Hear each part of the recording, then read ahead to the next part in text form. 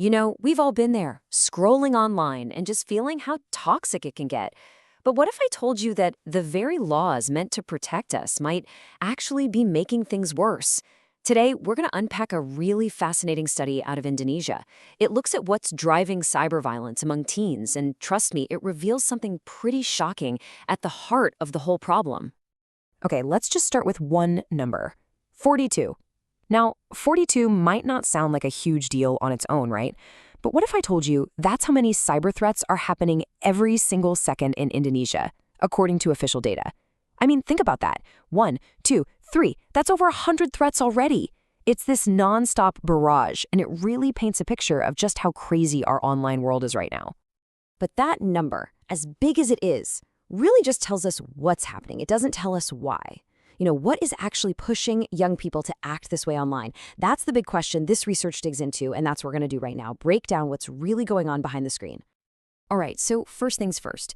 Before we can really get into the weeds, let's make sure we're all on the same page. What do we even mean by cyber violence? So this isn't just about someone leaving a single nasty comment. No. The researchers are really clear on this. Cyber violence is a pattern. It's repeated. It's about someone using technology day in and day out to deliberately make someone else feel scared or angry or totally humiliated. We're talking about the heavy stuff here. Cyberstalking, targeted harassment, spreading lies to ruin someone's reputation. It's calculated and it's just plain malicious. Okay, so what's the first clue the researchers found? What's the first big piece of this puzzle?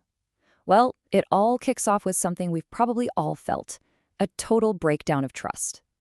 This study has a name for it, digital distrust. And you know exactly what this is. It's that feeling you get in your gut when you're online and you're just not sure, is this person real? Is this news story true? Am I being played? It comes from that constant flood of fake accounts, fake news, and it just creates this breeding ground for hostility. And this isn't just some abstract online feeling. This distrust has serious, real-world consequences. We're talking tangible harm. The study found it leads straight to major psychological issues. Stress, anxiety, you name it. It makes teens pull back from their friends, from face-to-face contact.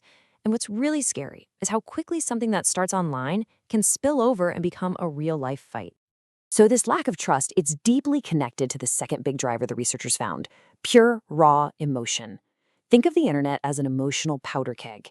Because online, bad feelings, anxiety, anger, fear, they don't just sit there. They explode and they spread like wildfire.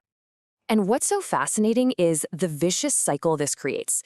It works like this. Someone feels angry or anxious, so they jump online and lash out from behind a screen, maybe even a fake profile. Okay, so that hits a victim, right? And that causes real damage, depression, even suicidal thoughts. But it doesn't end there. Now that victim is filled with all that negativity and pain, and they might just turn around and lash out themselves. The cycle of aggression just keeps on turning. So we've got two huge drivers, a lack of trust and a whole lot of negative emotion. Makes sense. But then the researchers found a third factor. And honestly, this is the one that's a real head-scratcher. It's totally counterintuitive. It has to do with the actual laws that are supposed to be protecting us. I mean, it's a pretty reasonable question, right? Laws and regulations are supposed to help, to keep us safe from harm. That's what we all assume. But the data? Well, the data in this study showed something way more complex and, frankly, a lot more worrying. So here's what the research found. They saw a strong link between cyber violence and digital distrust. Yep, check. A strong link with negative emotions? Check, that makes sense too. But then they found this, a strong link with government policy. Wait, what? That's the paradox right there. The one thing that should be the solution is actually, statistically, part of the problem.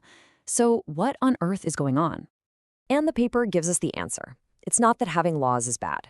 The problem is, and I'm quoting here, that law enforcement has not been implemented optimally. Let me translate that. The laws on the books are either too weak or they just aren't being enforced. And when there are no real consequences for bad behavior, it basically sends a signal that it's okay to act that way. It creates this environment where people think they can get away with anything, making the policy itself a part of the problem. Okay, so understanding how all these pieces, distrust, emotion, and weak policy fit together is step one. But we can't just stop there, right? So let's talk about the path forward. What are the solutions? The researchers actually have a pretty clear roadmap for this. They basically lay out this four-part strategy. First up, build capacity. That just means we need more smart people who get this stuff, professionals with integrity. Second, create new laws. We need modern rules for a modern problem, laws that can actually keep pace with tech. Third, and this is a big one, foster collaboration. The government and tech companies can't do this alone in their own corners. They have to work together. And finally, number 4, raise awareness. We all need to be educated about these threats to build a real culture of security. But here's the thing. The study makes it super clear this isn't just a job for the government. A safer internet is on all of us. It's a shared responsibility. Yeah, the government has to create and enforce the rules and build secure systems, but we, as individuals, have a huge part to play. We're talking about simple things like using strong passwords, but also bigger things like being more aware of threats and guiding our kids to use the internet safely. And all of this really boils down to one final, really important question. Our technology, it's just leaping forward at this incredible speed. But are we? Are our social skills, our emotional skills, are they keeping up? What this research really suggests is that maybe we're falling behind.